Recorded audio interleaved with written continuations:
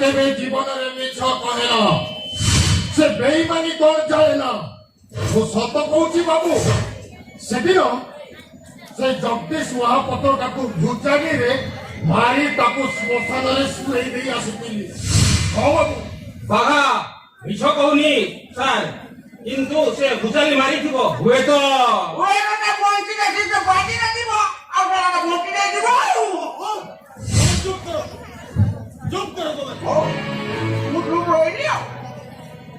ଯେମିତି ହଉ ସେ ଜଗଦୀଶ ମହାପାତ୍ରଟାକୁ ଖୋଜି ବାହାର କର ତା ନହେଲେ ଆମମାନଙ୍କ ପାଇଁ ସମସ୍ତଙ୍କ ପାଇଁ ଆଉ ମୋ ମନ୍ତ୍ରୀ ପଦ ପାଇଁ ବିପଦ ସାର୍ ସେ ଆଉ ଥିବ ନା ଆମ ରାସ୍ତାରେ ଆଉ କଣ୍ଟା ହେଇ ଛିଡ଼ା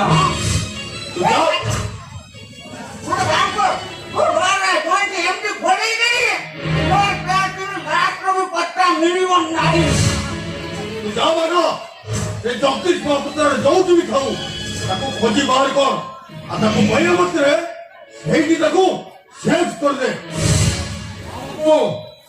ମୁଁ ଆଉ ସେ କାମ କରୁନି ଅନେକ ଦିନ ହେଲା ମୋ ଗୁଣ୍ଡାଗର୍ଦ୍ଦି କାମ ଛାଡ଼ି ଦେଇଛି କଣ କହିଲା ନବରଙ୍ଗ ବାଘା ଗୁଣ୍ଡା କହୁଛି ମଣିଷ ମରା କାମ ଛାଡ଼ି ଦେଇଛି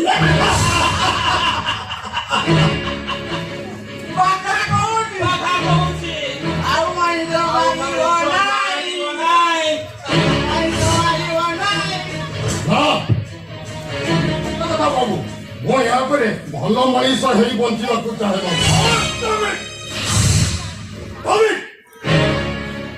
ବାବୁ ତମେ ଏଇ ବାଘା ଗୁଣ୍ଡା ଉପରକୁ ହାତ ଉଠେଇଦେଲ ବାବୁ କିଛି ଭଲ କଲ ନାହିଁ ତମେ ଯଦି ମୋ ମାଲିକ ହେଇନଥାନ୍ତ ଆଜି ଯୋଉ ହାତଟା ତୁମେ ବାଘା ଗୁଣ୍ଡା ଉପରକୁ ଉଠେଇଲ ସେଇଟା ହେଇକି ହାଣି ଦେଇଥାନ୍ତି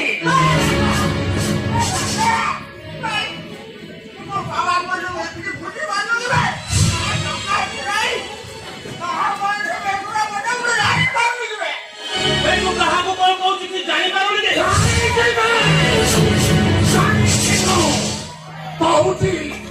କହୁଛି ତମର ଏଇ କୋଟିପତି ପରମାନନ୍ଦ ପଟ୍ଟଶାଣୀକୁ ଆମେ କହୁଛି ତମର ଏଇ ନେତା ମନ୍ତ୍ରୀ ପରମାନନ୍ଦ ପଟ୍ଟଶାଣୀକୁ ଆମେ ପଚାର ତାକୁ ପଚାର ଆରେ କୋଟିପତି ଆସନରେ ବସାଇଥିବା ଲୋକଟା କିଏ ଆମେ ତାକୁ ନେତା ମନ୍ତ୍ରୀ ଆସନରେ ବସାଇଥିବା ଲୋକଟା ହଉଛି ଏଇ ବାଘା ଗୁଣ୍ଡା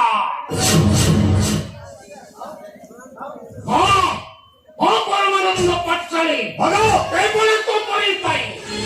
କେବଳ ତମରି ପାଇଁ ମୁଁ ଗୋଟେ ମଣିଷ ବିହୀନ ଜାନୁଆର ପାଲଟି ଯାଇଥିଲି ମଣିଷ ଗୁଣ୍ଡା ପାଲଟି ଯାଇଥିଲି ତମରି କଥାରେ ପଡି ମୁଁ କେତେ ଯେ ଛୁଆଙ୍କୁ ତା ମା କୋଳରୁ ଉଠେଇ ଆଣି ତା ମା କୋଳଟାକୁ ସୁନ୍ଦର କରିଲେ ତମରି କଥାରେ ପଡି ତା ସ୍ତ୍ରୀ ସାମ୍ନାରେ ତା ସ୍ୱାମୀକୁ ହାଣି ଦେଇଛି ତମରି କଥାରେ ପଡି କେତେ ଘର ମୁଁ ଉଜାଡି ଦେଇଛି ତମରି କଥାରେ ପଡି କେତେ ଘର ମୁଁ ସର୍ବନାଶ କରିଦେଇଛି ଆଉ ନୁହ ପରମାନନ୍ଦ ପଟ୍ଟଶାଣୀ ଏ ବାଘା ଗୁଣ୍ଡାକୁ ପୁଣି ଥରେ ବାଘା ଗୁଣ୍ଡାରେ ପରିଣତ କରିବା ପାଇଁ ହେଲେ ଆପଣ ମତେ ଯଦି ବାଧ୍ୟ କର ତାହେଲେ ତୁମର ସେଇ ସିକ୍ରେଟ କଥା ଅର୍ଥାତ୍ ଗୋପନ କଥାକୁ ଡାକ ଆଇନ ସାମ୍ନାରେ ଉଜାଡି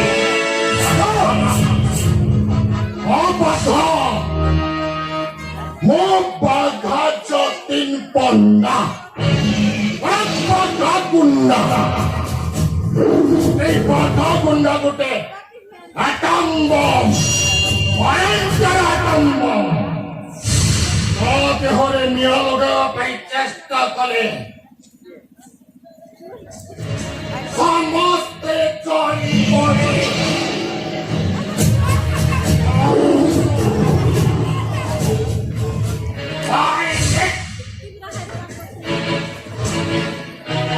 কথা বাজাবে মনের পরমানন্দ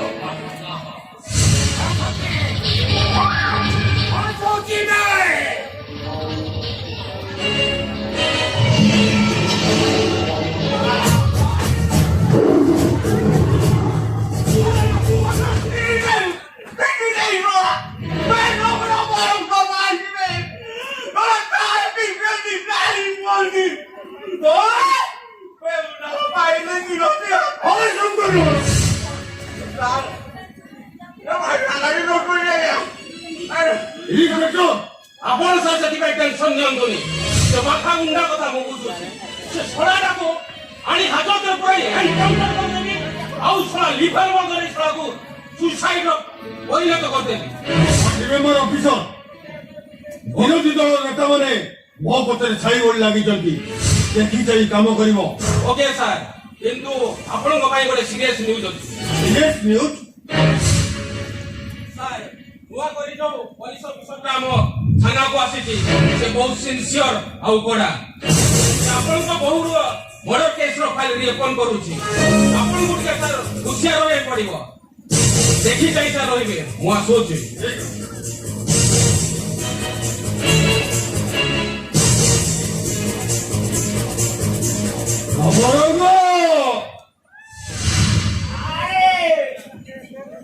সিরিয়াস নিউজ পড়া অফিসর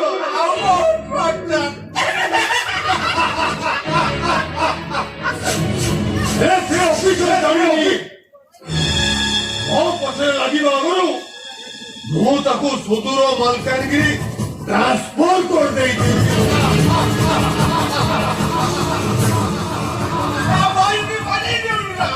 ବାଜିବ ବାଜିବ ରଙ୍ଗ ତା ବଇଁଶୀଟା ଲକି ବାଜିବ ବାଜିବ ବାଜିବ ବାଜିବ।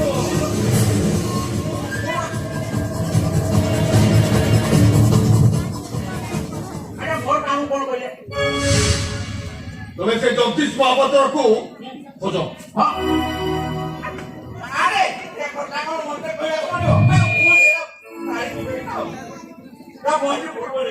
ଠିକ ଅଛି।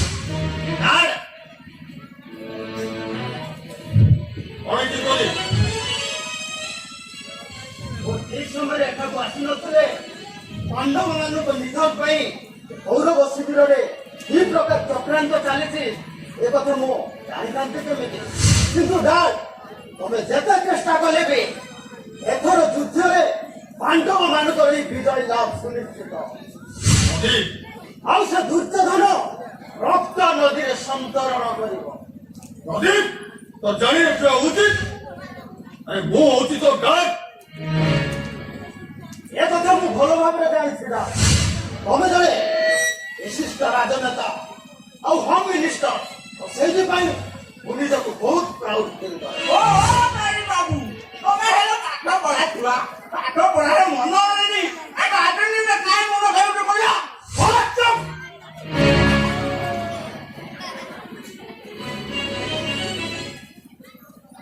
ତମେ ଜଣେ ଗଦା ବେପାରୀ ହେଇ ଜାହାଜ ବୋଲ କଥା କାହିଁକି ଚିନ୍ତା କରୁଛ? ଯାଅ, ତାଙ୍କ ସହିତ ମୋର ଗୋଟିଏ ପର୍ସନାଲ କାମ ଅଛି। ଯାଅ ଯାଅ କହୁଛି। ଆରେ ଯାଅ କହୁଛି।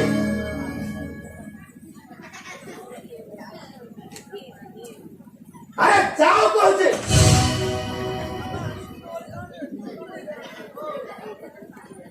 ଆରେ ଯାଅ କହୁଛି। ମୁଁ ଭାବୁଛି କଣ ହେଇଛି? ଇଏ ହଉଛନ୍ତି ମୋ ଡାଡ।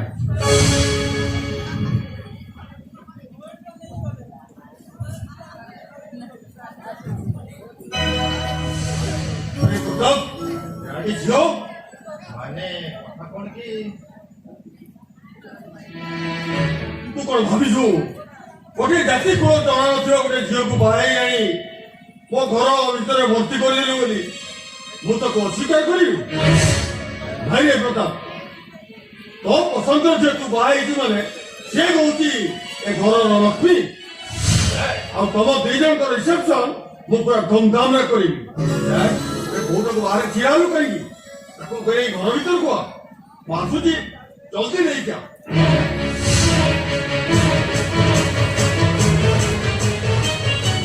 ନମସ୍କାର ଭାଉଜ, ମୁଁ ତମର ଗେହ୍ଲା ଦିଅର ପ୍ରଦୀପ। ସତ୍ୟ ପ୍ରତାପ, ମୋର ଆଜି ବହୁତ ବଡ ଭାଗ୍ୟ। ମୁଁ ଏ ଘରର ବୋହୂ ହେଇଛି। ତମ ବାପା ତମ ଭାଇ ନା ବହୁତ ଭଲ ଲୋକ। ତମେ ଭୁଲ ଦେଖୁଛ ଭାଉଜ, ଆଉ ତମେ ଯାହା କହୁଛ ସେଇଟା ବି ଭୁଲ। ସବୁ ଚକଚକ କରୁଥିବା ଅଳଙ୍କାର ଗୁଡ଼ିକ କାଣ୍ଟି ଶୁଣା ହେଇନଥାନ୍ତି। କିଛି ଅଳଙ୍କାର ଭିତରେ ଉଟ ଦେଇ ଦିଆ ହେଇଥିବା ଭେଣ୍ଡି ପିତ୍ତଳ ବି ହେଇଯାଇପାରେ। ଓହୋ ପ୍ରଦୀପ, ଏ ନୂଆ କିଛି ଘରକୁ ଆସିଛି, ସେ ଘରେ ପାଦ ଦଉଣୁ ତାର ଭଲ ମନ୍ଦ ତୁ ବିଚାର କରୁଛୁ। ଶଳା ପାଗଳ। ଦେଖ ଭାଇ, ତୁ ଖାଲି ଅଯଥାରେ ମୋ ଉପରେ ରାଗୁଛୁ।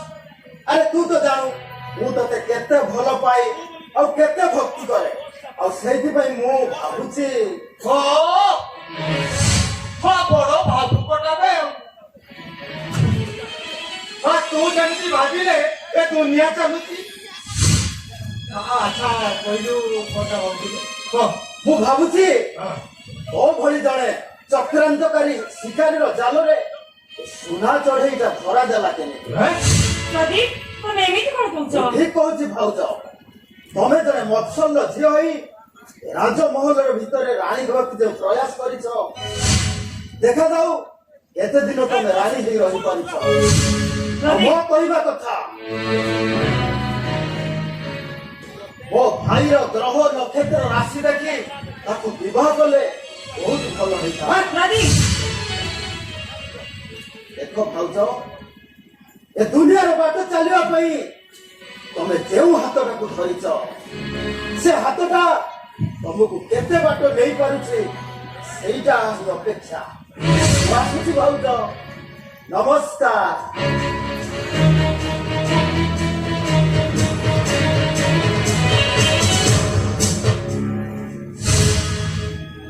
ଏଇଟା ଆମ ଫ୍ୟାମିଲିର ଗୋଟେ କଳଙ୍କ।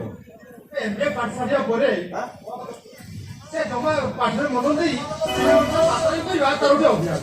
ସେଥିପାଇଁ ତମେ ଚିନ୍ତା କରନି ପ୍ରତାପ। ସେ କେମିତି ଭୁଲ ରାସ୍ତାରୁ ଠିକ ରାସ୍ତାକୁ ଆଣିଯିବେ ସେ ଦାୟିତ୍ୱ ହଉଛି ମୋର। ମୁଁ ଜାଣିଛି ସେ ଦାୟିତ୍ୱଟା ତମେ ଠିକ ଭାବେ ତୁଲେଇ ପାରିବ, କାରଣ ତମେ ପ୍ରାୟ ଏ ଘରର ଭଲ ବୋହୂ। କହିବାକୁ ଗଲେ ଲାଲ ଟୁକ୍ ଟୁକ୍ ସ୍ୱାଦ